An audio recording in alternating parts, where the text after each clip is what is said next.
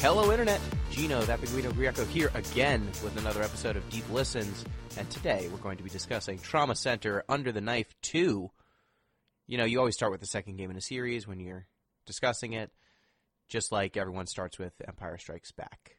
So, before we discuss Trauma Center Under the Knife 2, just a reminder, the Giant Bomb Community Endurance Run is happening this weekend. It's going Friday, April 12th through Sunday, April 14th. It is raising money for Pencils of Promise, a charity that builds schools, trains teachers, and sends kids to school in developing nations. We are trying to raise $10,000 for Pencils of Promise, which is roughly the amount that they need to build a classroom in one of their schools.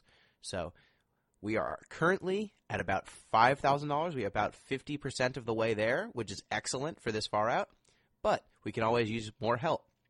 So what is the Community Endurance Run? In case you did not know, it is a video game marathon raising money for charity. So we've got a bunch of different runners who are going to be playing different games all weekend long, with people kind of jumping in and out of Giant Bomb's chat feature so that we can have people watching and chatting and participating.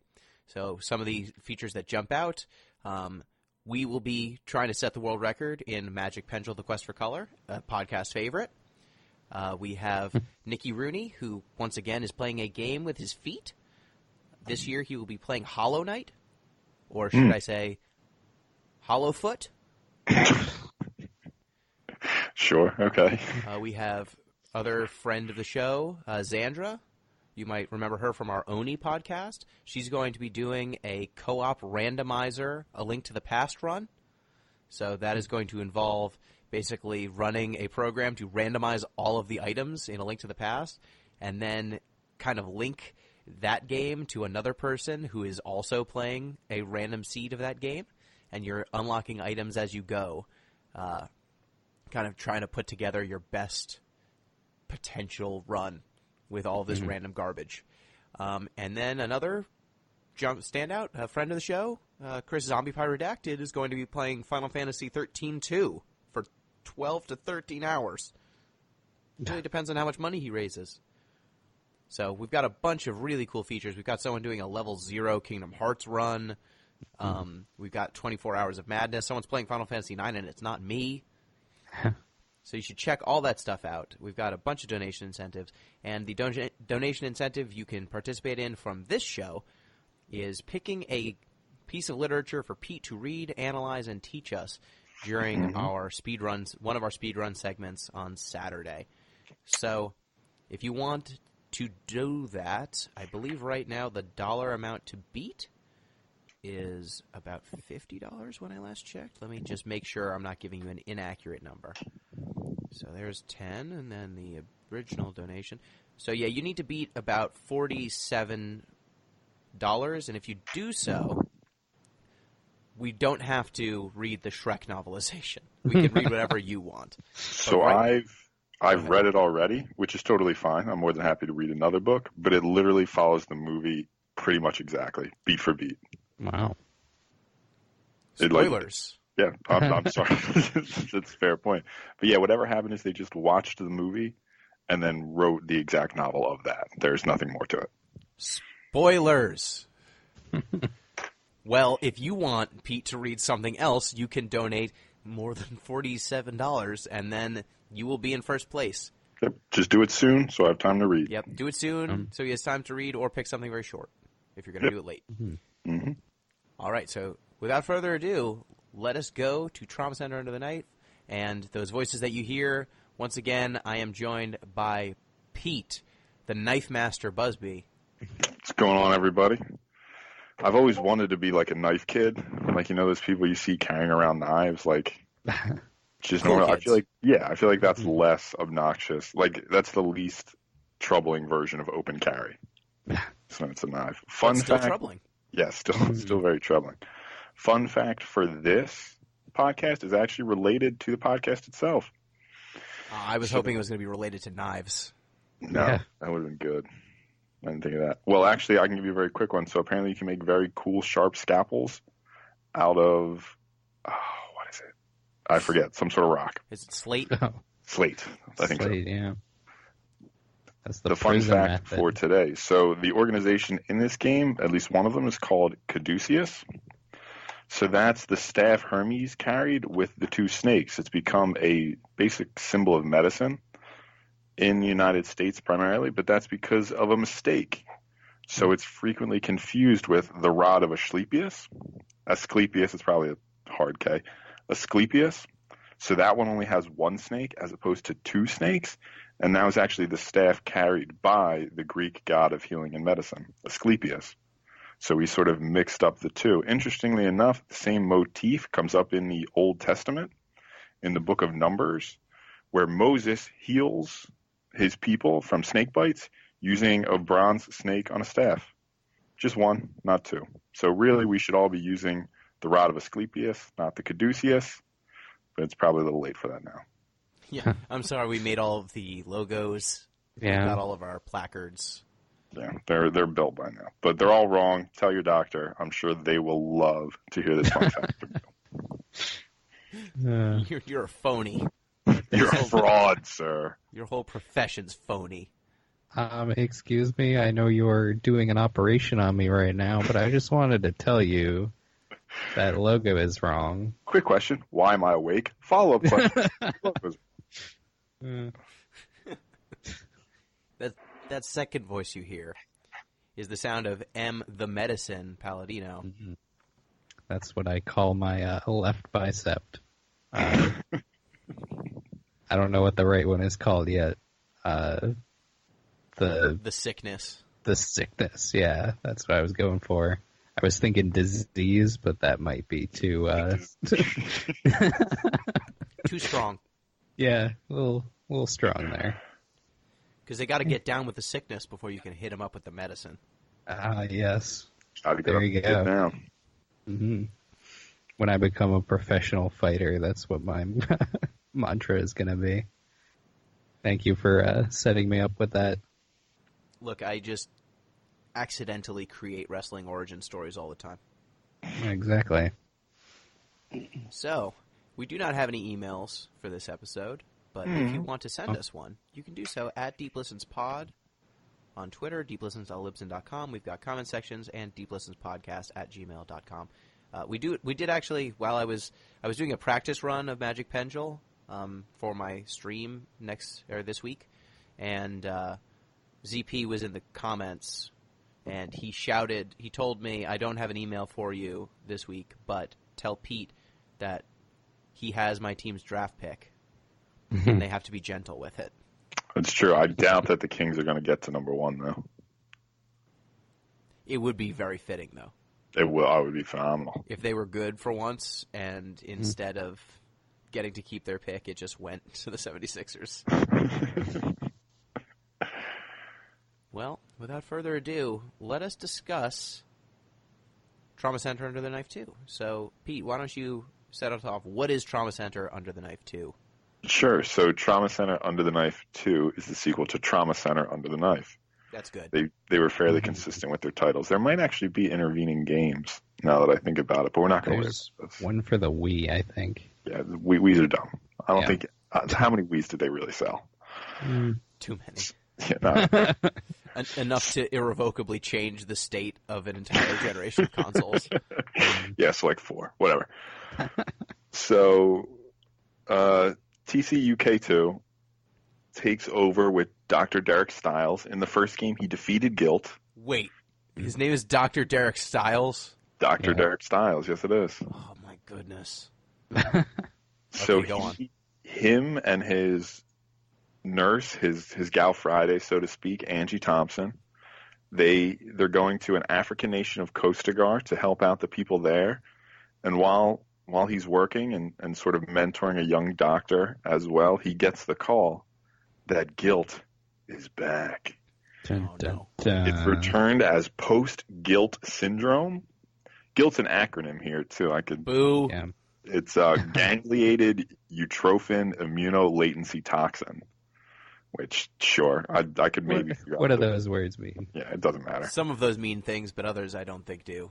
It's called guilt. That's all you really need to know. Does it cause people to feel guilty? No, I mean, it drives a lot of people crazy. I don't think they're necessarily guilty. But long story short, he's in Africa doing sort of volunteer work, sort of a Medicine Sans Frontiers thing going on. Then he's called back to deal with post-guilt syndrome by the organization Caduceus. That's who he works for. And eventually a rival organization, the Hands of Asclepius. They come into the picture, and it's sort of a race to cure guilt before the terrorist organization Delphi, who were the ones who unleashed the guilt, kill everyone. This is a doctor game. Yes.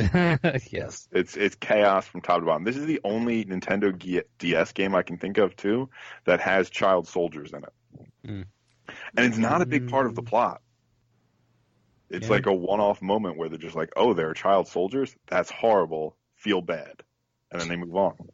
And I felt bad. I don't know. We should not be doing Nintendogs. Brutal. Yeah. Have you ever beaten Nintendogs? I guess not. I've never played Nintendogs. We didn't get to the child soldier section, so I guess you Is there a child soldier section in Nintendogs? Fuck no. If you imagine... If you pet the dog wrong, I don't even know what it would do. The last thing I should say that I forgot is, as Dr. Derek Stiles, you do have superpowers. What are your superpowers? You have the healing touch.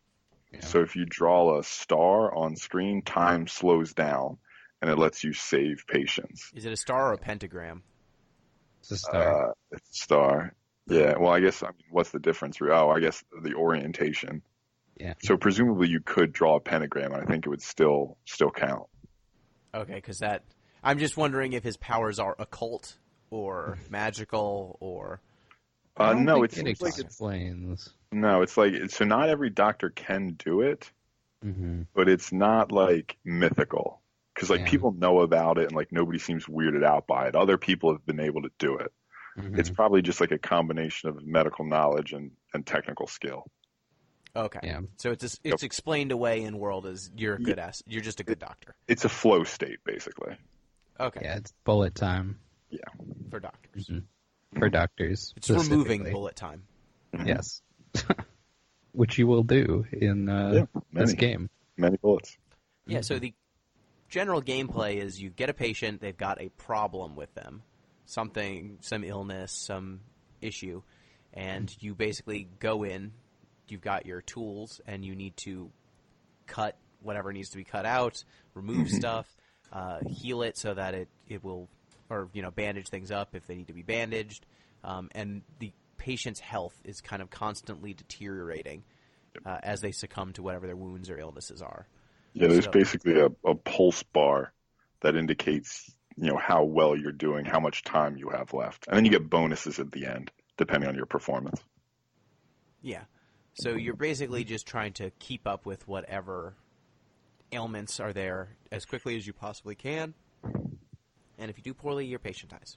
Yes. Yep. So what did y'all think of the actual act of doctoring in this game?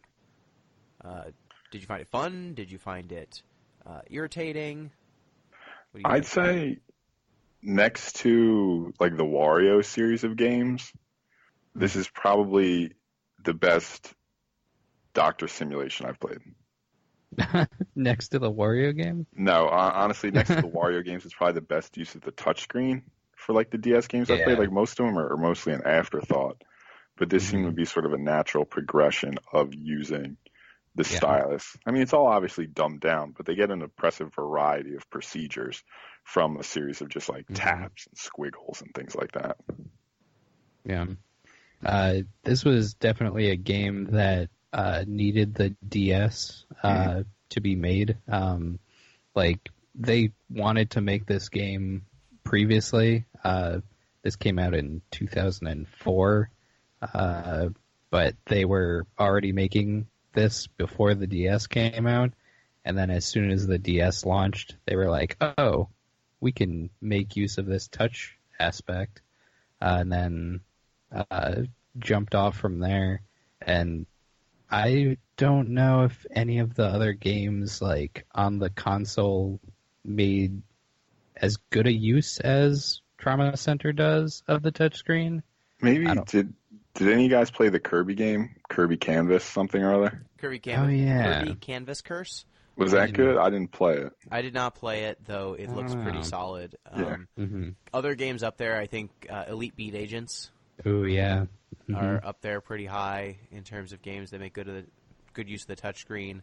The World Ends With You it might be the most touchscreen. It sure does use that touchscreen. I don't know if it's good. You know what I did appreciate too about this game is that it didn't try to use the microphone. Oh, yeah. If they'd been like, blow on your patient who's feverish to cool them down, I would have been pretty furious about it. I'd be like, nah, just let him die. It's fine. Sorry. If this is how it has to go down, they have to go. Yeah. Gently blow into the internal organs. Reinflate the lung. Yeah. Oh, man. So I'm surprised they didn't do that. Yeah, what did you find was so full disclosure for me, I was not able to play this game because I was under the supervision of a doctor. I got very sick after PAX East and got the flu, and so I was bedridden for a few days. You were playing Real Life Trauma Center. I was playing Real Life Trauma Center, and the only solution I had was pills. No one had to cut me open and use healing touch, but it made me unable to play games for a bit. So my question is, like, which of the procedures did you enjoy the most, or which act do you think translated the best? You know, I always liked the suturing part, like when you're just stitching up the person at the end. It might be the fact that it's the end, so like you've succeeded, presumably. Yeah. But something about just sort of like basically scribbling on the front of the DS is always the most satisfying to me, as opposed to the more finicky motions. Like the worst one is the suction. I think where you have to position it sort of over an aneurysm or a boil of some sort. I'm no doctor. And you have to draw it upward to suction the liquid out. Those like high placement items are always the most annoying as far as I'm concerned. But I guess surgery requires precision or whatever. Or whatever. No, it's all robots now. Yeah. I think I like the syringe the most. In order to do that, you have to like draw the medicine up like in a little vial in the corner, and then bring it over to the organ and like lower it in. It was like a good translation of the act in real life. Then burning stuff off with the laser is always fun. That one is cool too. My big question, like playing this game, is always like, what were the other job simulation options? Like, did they have like, ooh, let's make a carpenter game, or like, let's do some plumber stuff too? Like, it seems like this is the only entry in the DS's job sims category. I would like to contest that argument. That is not true. Luke, please lay it on me. I'm curious. Phoenix Wright. Yeah. Ooh, good call. I forget that was Lawyer a simulation game. But yeah, that's definitely true. Yeah. There's Phoenix Wright, who I think similar to this, where it's the opening pitch is, hey, you're going to be a lawyer, or hey, you're going to be a doctor. Then it's just like anime. Yeah. There's also Cooking Mama. Ooh. Yeah, I don't really consider Cooking Mama like a professional. Like, it's not a job sim so much to me. Am I wrong? Are you saying on that Mama is not a professional cook? I'm not saying Mama's not a professional. I'm just saying I wouldn't put it in the same category as Trauma Center or Phoenix Wright. Well, they do try to do the simulation of like, chop is the specific slice, and then you need to use stirring, and then different motions for each of the different preparations, and they give you actual ingredient lists and recipes. Far be it from me to belittle Cooking Mama's professional acumen. I do think we should get a gritty Cooking Mama reboot, though. Like the health code's coming for her. Just... Yeah. Like what they did with Tomb Raider, just Cooking Mama. She's in the woods, and she has to cook snakes. She's got to kill them first, like on the hunt.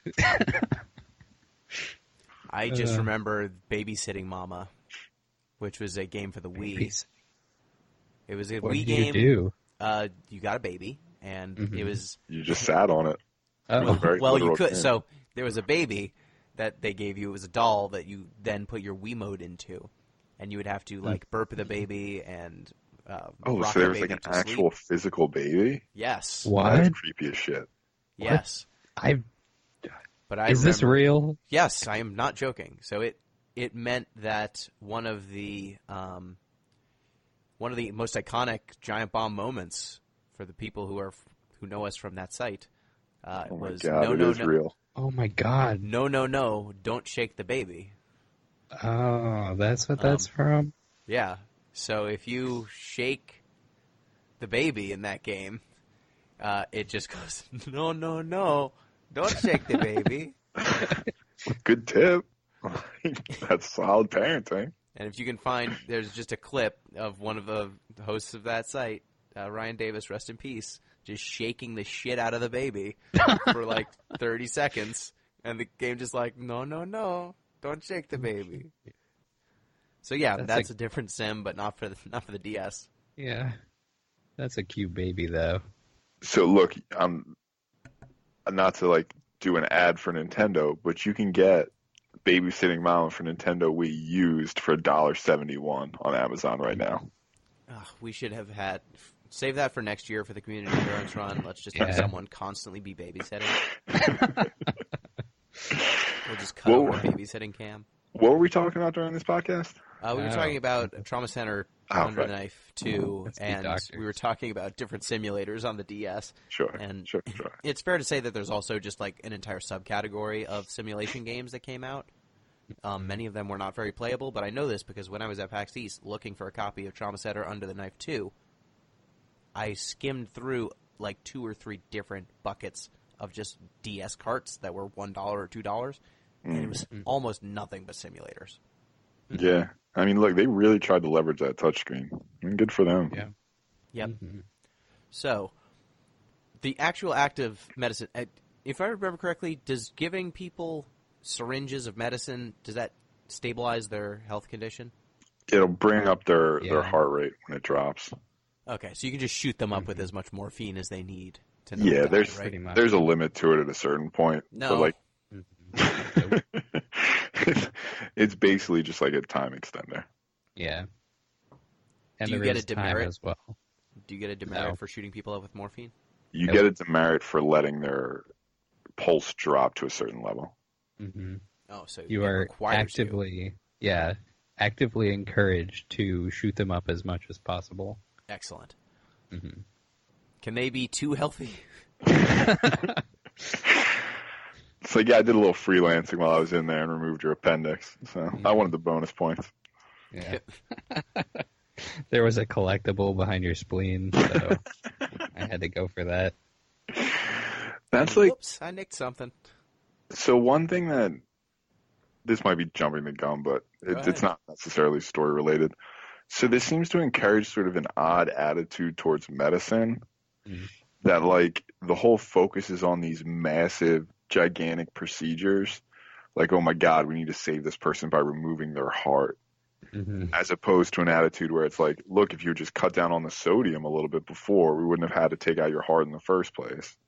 Like, I understand that preventative medicine wouldn't really make a very good game. It's not as sexy. Right, but it seems like just generally as a nation, we're obsessed with these sort of post hoc, last ditch, huge efforts. Like, you never see House tell anybody to be like, listen, you should really walk more in the afternoons. Yeah. Yeah, I mean, I think it would make sense for this game if there were kind of lower stake. Well, not necessarily for this game because it's telling the story of Dr. Derek Stiles. Dr. Derek Stiles, whose name is Dr. Derek Stiles, and who is an international, like, surgeon. Fighting biomedical terrorists. Yeah. Exactly. So I don't know if he would make house calls or, take regular patients. But I think you could make a game that has just differences. You're seeing patients, and as the patients come in, some of them will come in with, routine issues, or maybe they're just kind of hypochondriacs, and you'll have to kind of walk them through it. And then some people come in, and they think they're fine, and actually it's a really bad thing, and you need to do something right this second. And this is like I said, he's mentoring Adele Tolba, who's a young doctor, and he sees other patients, like he's learning medicine. seemed to me that would have been the avenue to insert this. Like, oh, he just sees some people where it's like, yeah, you need to eat some more fresh fruit. You know what I mean? And then Derek comes in, he's like, great job, Alba or Adele. And then he's like, all right, let's go cut off this guy's arm and attach it to his forehead. Yeah. I mean, I wouldn't mind seeing like a Cook Serve Delicious style game where you're just getting you're a doctor and you're, instead of getting orders as a short order cook, you're seeing patients. Mm. And they could come in with a variety of different ailments and stuff like that. I feel like you could do something with that. Sure. I think that's a different game. It is, but you know, Dr. Derek Stiles, maybe he could have done something similar. You know, a child soldier comes in and instead of being shot, they have the whooping cough. Yeah, this would have been a great time to make a vaccines plug, you know? Mm-hmm. Vaccines, I guess get them. maybe in 2008 they weren't taking the same hit that they are today. Yeah. Yeah. Well, this is a post-major diseases world as well. That's true. It is set in 2021, so at that point, 13 years in the future. Yeah. Oh, no. It's set 2 years from now. Yeah. And their world seems better, except for this whole Delphi situation. Mm-hmm. I played Trauma Center 1, which is set in the near future of 2018. Fuck. Whoops. Robots everywhere. Flying car. Were all diseases eradicated? Except for this yes. one? Yep. Yeah, mostly, yeah. Shit. Mm-hmm. We fucked up. We fucked up. It was in our grasp. So the actual act of playing it, obviously you get increasingly dire situations that you need to handle, but basically you're just chaining different procedures over and over and over again. Sometimes there'll be multiple patients, or like they give you a briefing at the beginning, and as you progress, sometimes that briefing's not necessarily wrong, but it omits things that come up in the middle of the procedure. You're basically just extending, adding, and then crunching the time. Mm-hmm. Yeah, so I think we've covered most of the gameplay. It's pretty straightforward. The story. Pete, why did you pick Trauma Center 2 and not Trauma Center 1? Good question. So the story is chaos, basically. I picked 2, 1 for availability reasons. I assumed it would be easier to get than 1. Perhaps I was wrong about that. That's fine. But, so like I said, it starts off with him going to Kostagar, a war-ravaged African nation that's in the midst of civil war, which I thought was, one, an interesting choice already, because they go there and there's no sort of addressing of the unique challenges facing a doctor in that situation.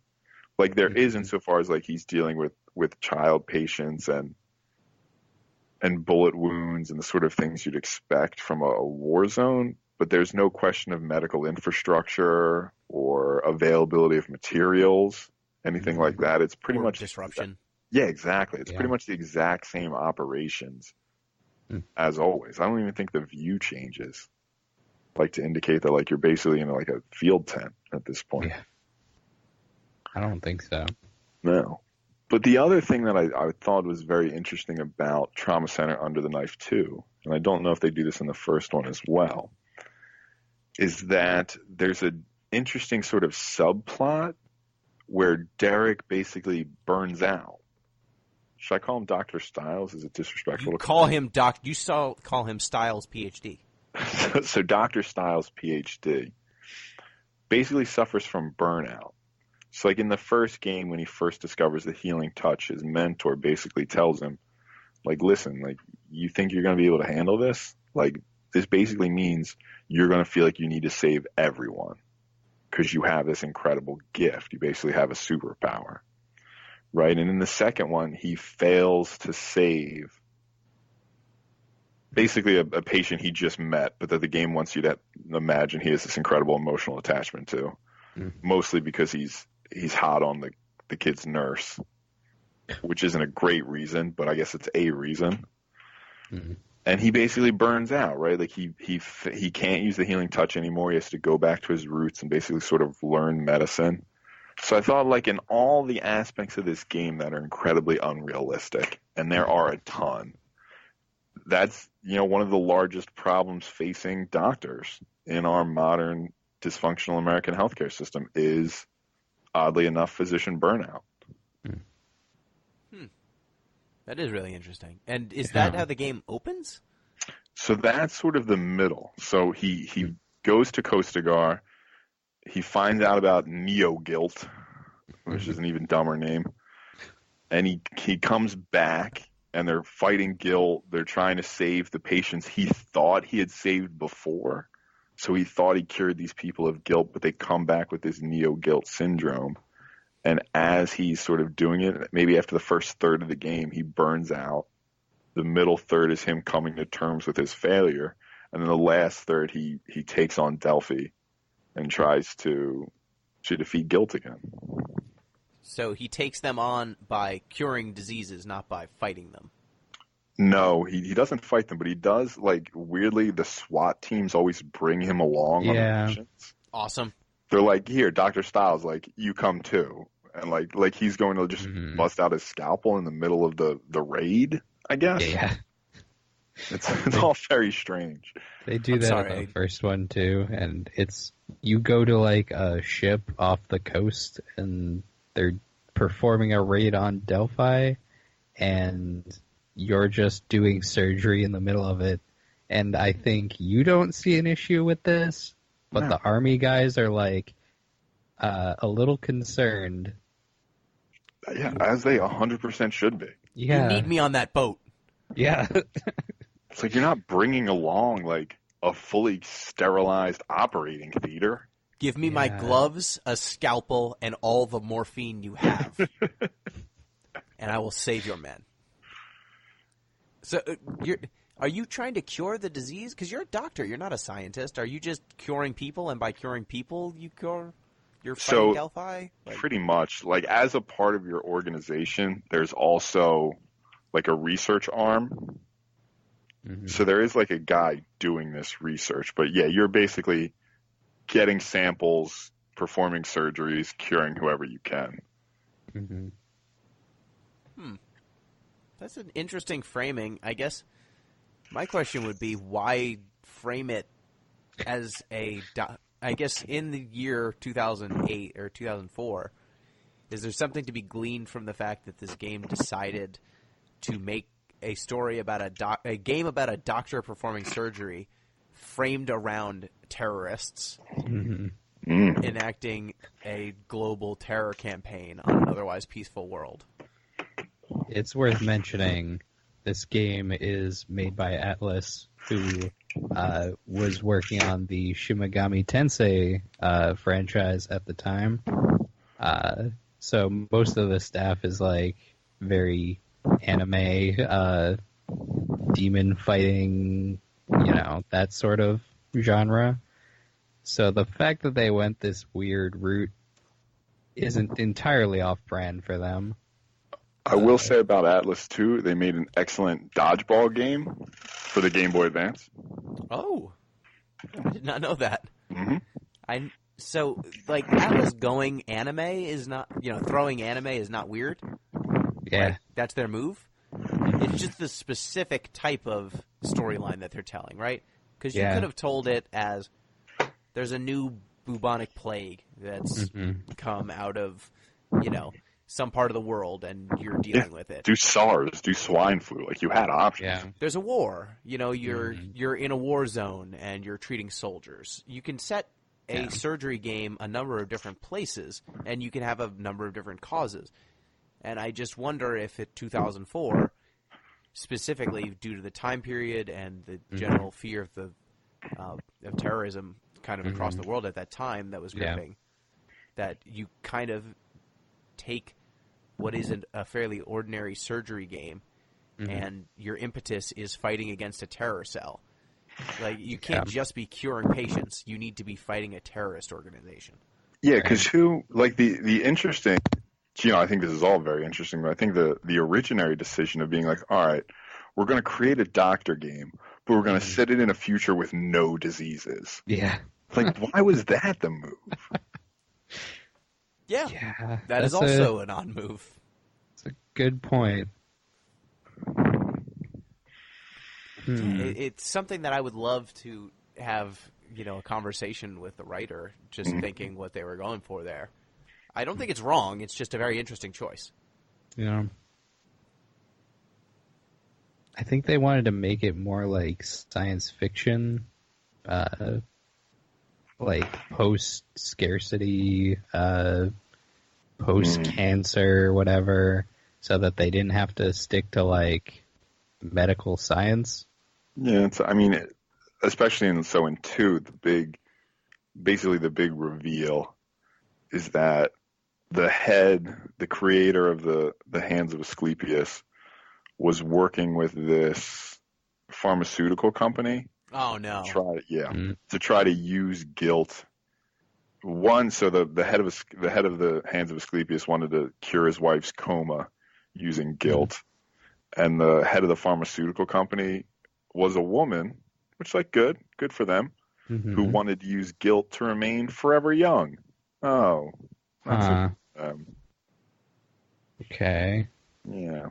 So that was the big reveal. So that sort of science fictional future setting let them use gene splicing and weird sort of post-human medical technologies. I guess the thing that confuses me is if you're going to go to this length, right? You're going to set up this terrorist organization. You're going to set up these fake diseases. One thing you could do is say, we're doing this because we want to get away from the grim reality of surgery and want to make it, more fantasy oriented. We're going to come up with a fake disease that has killed no one. Yeah. And we're going to use that because we think it would be inappropriate to dramatize actual diseases that have actually ravaged people. Yeah, we don't want to, fair. we don't want to come up with it. But then, if you're going to do that, you don't also have to make the ultimate motivation of these people eternal youth and sci-fi anime bullshit. Yeah, Delphi's motivation too is something about the arrogance of man. Yeah, they're trying to basically put us back in our place. We made this post disease world, and they're no, we are supposed to die, and we're going to make everyone die with these diseases that we've created. And there's some It's basically a straw man version of the Luddite movement. Can you explain that? Sure. So the Luddites were a historical group that I forget the exact time period. I guess I could look it up. But they destroyed automatic looms. And it's sort of been handed down in history as a reaction against technology. That sort of Luddites are basically reactionaries who want to return to the past, a golden age prior to technology. But what that overlooks is that the original Luddites were actually an economic movement. They destroyed these looms not because they hated modern technology, but because they realized that the looms would put all these people, these weavers, out of business, which they very quickly did. So it's really a reaction against the movement from variable capital, or let's say labor costs, to fixed capital or machinery. Okay, so it was basically a movement that said it was an economically populist movement, not it was a workers' rights thing. But like I said, historically, it's basically become a marker for people who hate technology. I had heard that term before, but I had not actually looked it up before. Good to know. Yeah, I mean, having the terrorists just saying diseases are actually good because ... It'd be one thing if overpopulation was a stated issue or something else, but having it be on principle, people should get sick and die. Yeah. They do say that there is this sense that overpopulation is going to be a thing, but they only touch upon it maybe twice, I think. Yeah. It's not an integral theme of the story. I mean, the people are clearly crazy. The head of Delphi uses, I think they're his own children, as incubators for the guilt virus. He basically puts them in vats and uses their bodies to grow guilt. Yeah. So they're clearly. I think they're kidnapped I don't know. But still. I think maybe in the first one he uses kidnaps children. In the second one, I think they're actually his kids. Oh. Okay, yeah, so they're a doomsday cult. Awesome. Yeah, they're Yep. awful, top to bottom. Yep. All right, so I think, Pete, did you have anything else you wanted to hit on, or Em? Yeah, so I had one other sort of larger point to make out. So like everything here is Greek, right? Very much Caduceus, so. Yeah. Hands of Asclepius, Delphi. Delphi University. Yeah, if you don't know, Delphi is where the very famous oracle to Apollo was. It's where in 300 that lady dances all naked. The theory was, or one of the modern theories of it, is that it's over basically a natural gas leak. So they were hallucinating from gas exposure. Mm-hmm. Yep. But so I think it's strange that even modern medicine still has this obsession with our ancient Greek roots. Mm-hmm. Like everybody's always mentioning the Hippocratic Oath, and mostly it's people who want to argue against things like euthanasia or abortion because it has that first do no harm clause. But modern doctors don't even take the Hippocratic Oath anymore. Really? Really? Yeah, they Then take, who gives them their gun and their badge? Yeah, they take it's a different sort of modern oath, and it doesn't have that first do no harm clause. So you can do as much harm as So you you want? can do Yeah, you so can murder much harm. anybody. No, I think because the point was like medicine's changed a lot. So now there's some phrase like the power to take a life is a grave responsibility and must be like approached as such. Which, like, if your doctor needs an oath to remember that, not great. I mean, what else are oaths for, though? Yeah, fair point. Fair point. But my point is just that, like, I think it's strange that we have this obsession with ancient Greece. Mm-hmm. You can see it in medicine. You can see it in democracy, too. It might just be like a Western civ thing. Like, we need to justify Western civilization as the apotheosis of civilization. But I think it's holding us back in a whole lot of areas, medicine included. Makes sense, especially because all those signifiers of Greek origin, the staff that you mentioned in our fun fact, all of the terms, outside of that language, which language is important, like the words mean something. Yes. But many of the techniques obviously have, not a lot of reverence for ancient Greece. And the ethics as well, kind of always anchoring back to that foundational point, is not necessarily the most useful going forward. No, especially not when like Greek society and democracy, and it was basically built on slavery, right? I think it Like depends the on Roman which city-state. Yeah, it's a fair point. I mean, the Romans perfected it, but like 300, right? Like we sort of have this well-worn, sort of like, 300 Greeks stood for freedom. It's like, 300 Greeks and thousands of slaves. And they're just sort of included in this whole thing. Like, I don't mean to hate on ancient Greece. Like, I don't want to like establish sort of a presentism bias. They were doing their best, I'm sure.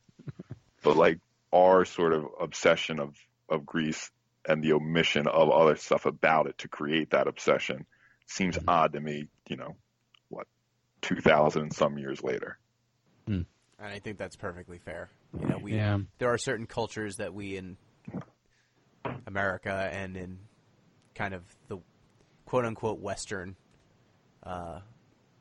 intellectual kind of background that we come from Western schooling, there are certain quote-unquote like canonical classics and historical cultures that we look back on, the Romans, the Greeks.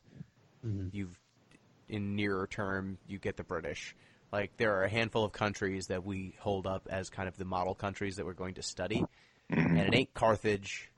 It's not Japan. Carthago delenda est. It's no one in Kenya. Like, it's not in Brazil. Like, there are entire cultures that are basically omitted from much of our learning in school.